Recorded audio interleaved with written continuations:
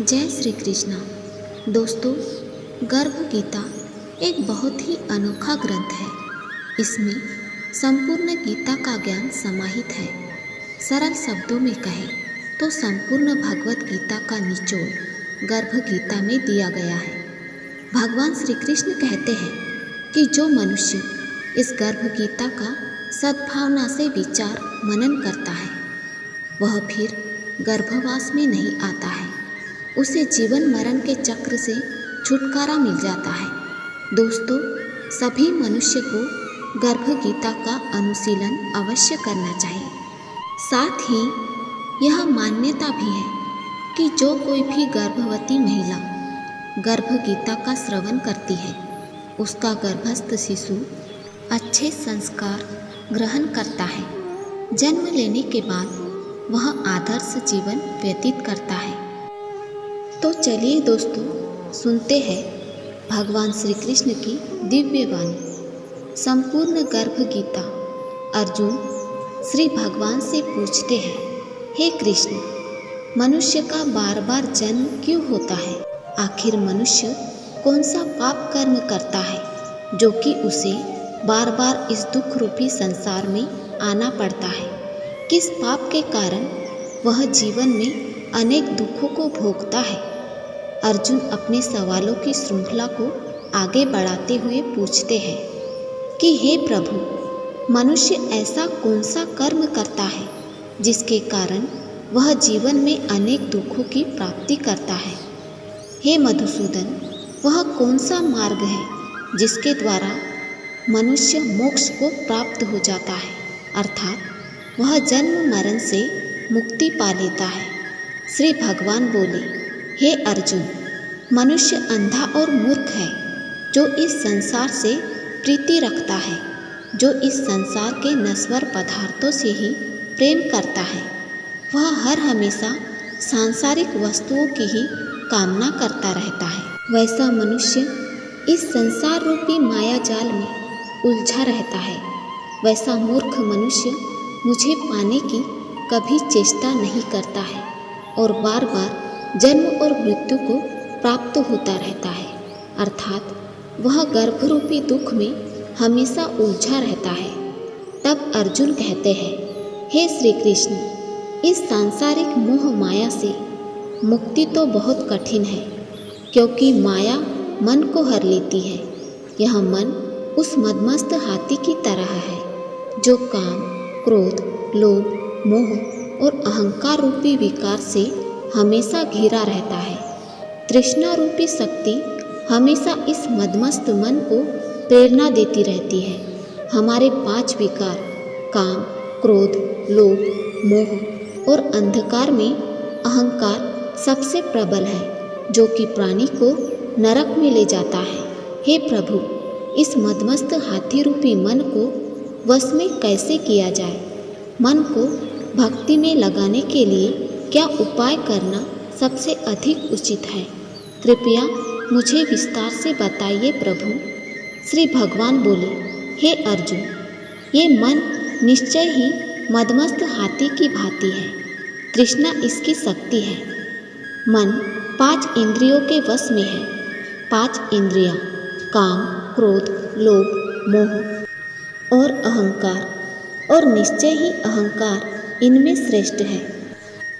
परंतु हे अर्जुन, जिस प्रकार हाथी अंकुश अर्थात कुंटा के वश में होता है, वैसे ही मन रूपी हाथी को वश में करने के लिए ज्ञान रूपी अंकुश है। बार बार अभ्यास करने से इस मदमस्त हाथी रूपी मन को वश में किया जा सकता है। हे अर्जुन, अगर अपने मन को वश में नहीं करोगे तो वह तुम्हारा सबसे बड़ा शत्रु बन जाएगा। जब अहंकार मन पर हावी हो जाता है तब मनुष्य का मन भ्रमित हो जाता है और इस प्रकार मन से भ्रमित इंसान को नरक के अलावा और कुछ नहीं मिलता है। अर्जुन पूछते हैं, हे मधुसूदन, आपकी भक्ति के लिए कोई वनों में, जंगलों में रहकर रम जाते हैं तो कोई वैरागी बनकर स्थान स्थान पर भ्रमण करते रहते हैं। हे प्रभु, कृपया बताएं, कि आपकी भक्ति कैसे मिल सकती है। श्री भगवान उत्तर देते हुए कहते हैं कि हे अर्जुन, मेरी खोज में वन वन भटकते सन्यासी या स्थान स्थान पर जाने वाले वैरागी मुझे तब तक प्राप्त नहीं कर सकते जब उनके हृदय में मेरा निवास नहीं हो जाता। तप अथवा वैराग्य का अहंकार तो मेरी भक्ति पाने में बाधा डालता है। सिर्फ जटा धारण करने से या सिर्फ भस्म लगाकर वैरागी बन जाने से मनुष्य मेरी कृपा का पात्र नहीं बन जाता है। अहंकारी को तो मेरा दर्शन सुलभ ही नहीं होता है। मैं शुद्ध हृदय वाले ऐसे मनुष्यों को प्राप्त होता हूँ जो काम, क्रोध, मोह, लोभ और अहंकार से परे है। अर्जुन पूछते हैं, हे माधव, वह कौन सा पाप है जिसके कारण किसी व्यक्ति की स्त्री असमय ही मर जाती है? किन पापों के फल स्वरूप अल्प आयु में पुत्र मर जाता है और कौन से पाप के कारण पुरुष नपुंसक हो जाता है?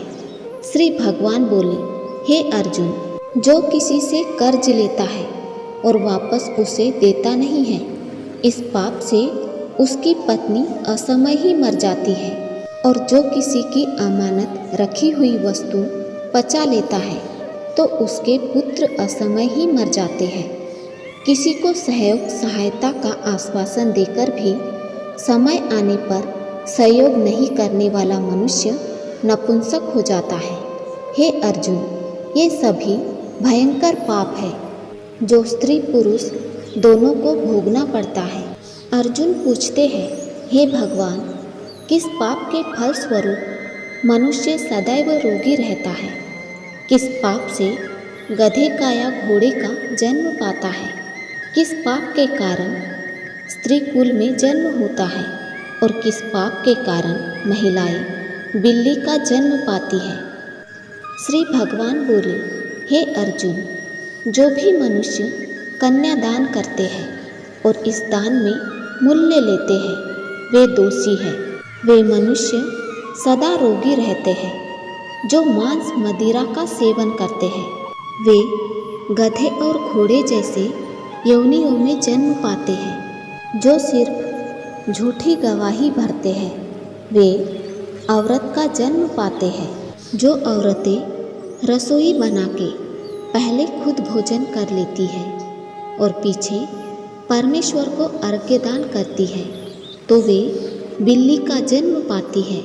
और जो मनुष्य अपनी झूठी वस्तु दान करते हैं वे औरत का जन्म पाते हैं। वह गुलाम औरतें होती है। अर्जुन बोले, हे भगवान, कई मनुष्यों को आपने सुवर्ण दिया है, धन धान्य दिया है, हाथी घोड़ा रथ दिए हैं। उन्होंने कौन सा पुण्य किया है और कैसा कर्म करने वाला मनुष्य पुरुष जन्म को पाते हैं? भगवान श्री कृष्ण बोले, हे अर्जुन, जिन्होंने उत्तम रीति रिवाज से सुयोग्य पात्र को स्वर्ण आदि दान किया है उनको हाथी घोड़े वाहन और धन धान्य मिलते हैं। जो मनुष्य सत्य सनातन वैदिक रीति रिवाज से सुयोग्य वर को विधि पूर्वक कन्यादान करते हैं वो पुरुष का जन्म पाते हैं। अर्जुन पूछते हैं, हे प्रभु, संसार में किसी का रूप बहुत सुंदर है और किसी का रूप बहुत खराब है। हे मधुसूदन, श्रेष्ठ स्वास्थ्य और रूपवान शरीर किन पुण्यों से मिलता है? भगवान श्री कृष्ण कहते हैं, हे अर्जुन, वैसे तो पुरुष का रूप नहीं बल्कि गुण महत्वपूर्ण है, परंतु जिन्होंने अन्नदान किया है उनका सुंदर स्वरूप है। जिन्होंने विद्या दान किया है वे विद्यावान होते हैं। जिन्होंने संतों की सेवा की है वे पुत्रवान होते हैं। अर्जुन पूछते हैं, हे भगवान, किसी को धन से प्रीति है, कोई स्त्रियों से प्रीति करते हैं, इसका क्या कारण है? समझाकर कहिए। दोस्तों, अर्जुन ये जानना चाहते हैं कि मनुष्य धन और सांसारिक सुखों से मोह क्यों रखता है? तब भगवान श्री कृष्ण उत्तर देते हुए कहते हैं कि हे अर्जुन, धन और स्त्री यह सब नाशवान है। जब मनुष्य मेरी कृपा से वंचित हो जाता है तब वह धन दौलत, सांसारिक रूप आदि से प्रीति करने लगता है। विवेकी साधक को इससे दूर रहना चाहिए। जो व्यक्ति सांसारिक मोह से मुक्त होकर काशी, हरिद्वार, अयोध्या आदि पवित्र स्थलों के दर्शन और मेरी निष्काम भक्ति करता है, वह राजा जैसी संपन्नता और ज्ञान प्राप्त करता है। इसी प्रकार विनम्र भाव से गुप्त दान करने वाला, कामना रहित होकर दूसरों की सेवा करने वाला सदा अपनी आवश्यकतानुसार धन पाता है। उसकी काया सदा निरोगी रहती है। अर्जुन पूछते हैं, हे प्रभु, कौन पाप से मनुष्य अम्ली होते हैं? कौन से पाप से गूंगे होते हैं और कौन से पाप से कुष्ठी होते हैं? भगवान श्री कृष्ण बोले, हे अर्जुन, जो मनुष्य नीच कुल के स्त्री से गमन करते हैं वो अम्ली होते हैं। जो गुरु से विद्या पढ़कर मुकर जाते हैं वे गूंगे होते हैं। जिन्होंने गौघात किया है वे कुष्ठी होते हैं। पतिव्रत धर्म का उल्लंघन करने वाली स्त्री और संयम रहित पुरुष में पंगुदा, ज्योतिहीनता जैसे विकार होते हैं। अर्जुन पूछते हैं, हे भगवान, जिस किसी पुरुष की देह में रक्त का विकार होता है वह किस पाप से होता है? किस पाप से मनुष्य दरिद्र होता है? किसी को खंड वायु होती है और कोई अंधे होते हैं तो कोई पंगु होते हैं। वह किस पाप के कारण होता है? हे प्रभु, कई स्त्रियां बाल विधवा होती है तो वह किस पाप से होती है? श्री भगवान बोले, हे अर्जुन, जो सदा क्रोधवान रहते हैं उन्हें रक्त विकार होता है। जो मलिन रहते हैं वे सदा दरिद्र होते हैं। जो कुकर्मी ब्राह्मण को दान देते हैं उनको खंडवायु होती है। जो गुरु की पत्नी को कुदृष्टि से देखते हैं वे अंधे होते हैं। जिसने गुरु को और ब्राह्मण को लात मारी है वो पंगु होता है। जो स्त्री अपने पति को छोड़कर पराये पुरुषों से संग करती है वह बाल विधवा होती है। अर्जुन भगवान श्री कृष्ण से पूछते हैं, हे भगवान, आप परब्रह्म हैं, आपको मैं प्रणाम करता हूँ। पहले मैं आपको संबंधी जानता था परंतु अब मैं ईश्वर रूप जानता हूँ। हे परब्रह्म, गुरु दीक्षा कैसी होती है? कृपा करके मुझे उसके बारे में भी बताएं।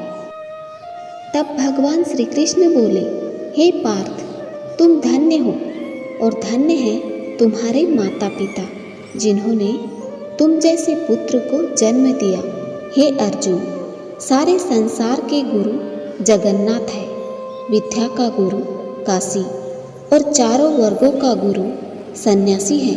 सन्यासी उसको कहते हैं जिसने सबका त्याग करके मेरे विषय में मन लगाया है, इसलिए ब्राह्मण जगत गुरु है। हे अर्जुन, यह बात ध्यान देकर सुनने की है। गुरु कैसा करे? दोस्तों, भगवान श्री कृष्ण अब अर्जुन को बताएंगे कि गुरु किस प्रकार का होना चाहिए। भगवान श्री कृष्ण कहते हैं कि हे अर्जुन, जिसने सब इंद्रियां जीती हो, जिसको सब संसार ईश्वर में नजर आता हो और सब जगत से उदास हो, हमें ऐसा ही गुरु बनाना चाहिए। ऐसा गुरु जो परमेश्वर को जानने वाला हो। हमें उस गुरु की पूजा सब तरह से करनी चाहिए। हे अर्जुन, जो गुरु का भक्त होता है और जो प्राणी गुरु के सम्मुख होकर भजन करते हैं उनका भजन करना सफल होता है। जो गुरु से विमुख है, ऐसे गुरु से विमुख प्राणी सप्तग्राम को मारने का पाप भोगता है। गुरु से विमुख प्राणी दर्शन करने योग्य नहीं होते। जो गृहस्थी मनुष्य संसार में गुरु के बिना है वह चांडाल के समान है। जिस तरह मदिरा के भंडार से सटा गंगा जल अशुद्ध हो जाता है, ठीक उसी प्रकार गुरु से विमुख व्यक्ति का भजन सदा अपवित्र ही रहता है। उसके हाथ का भोजन देवता भी नहीं लेते। सब कर्म निष्फल है। सूकर, कुकर, गदर, काक, यह सब योनियाएं बड़ी खोटी योनियां हैं। इन सब से वह मनुष्य खोटा है जो गुरु नहीं करता। गुरु बिना गति नहीं होती, वह अवश्य नरक को जाएगा। गुरु दीक्षा बिना प्राणी के सब कर्म निष्फल होते हैं। हे अर्जुन, जैसे चारों वर्णों को मेरी भक्ति करना योग्य है, उसी प्रकार गुरु की भक्ति करना योग्य है। जैसे गंगा नदी में उत्तम है, सब व्रतों में एकादशी का व्रत श्रेष्ठ है, वैसे ही हे अर्जुन, शुभ कर्मों में गुरु सेवा उत्तम है। गुरु दीक्षा बिना प्राणी पशु योनि पाता है। जो धर्म भी करता है परंतु गुरु दीक्षा नहीं लेता, वह पशु योनि में गिर जाता है। वह 84 लाख योनियों में भ्रमण करता रहता है। हे अर्जुन, गुरु दीक्षा के 2 अक्षर है, हरि ओम। इन अक्षरों को गुरु कहते हैं। इन चारों वर्णों को अपनाना श्रेष्ठ है। हे अर्जुन, जो गुरु की सेवा करता है उस पर मैं प्रसन्न रहता हूँ। वह 84 लाख योनियों से छूट जाता है। जन्म मरण से रहित होकर वह कभी भी नरक को नहीं भोगता है। जो प्राणी गुरु की सेवा नहीं करता वह 3.5 करोड़ वर्ष तक नरक भोगता है। जो गुरु की सेवा करता है उसको कई अश्वमेध यज्ञ के बराबर पुण्य का फल मिलता है। गुरु की सेवा मेरी सेवा है। हे अर्जुन, हमारे तुम्हारे संवाद को जो प्राणी पढ़ेंगे और सुनेंगे वह गर्भ के दुख से बच जाएंगे। वह 84 लाख योनियों के चक्कर से बच जाएंगे। तो दोस्तों, इस वीडियो में बस इतना ही। मिलते हैं जल्द ही एक नए वीडियो के साथ। अपना ख्याल रखिएगा। जय श्री राधे कृष्ण।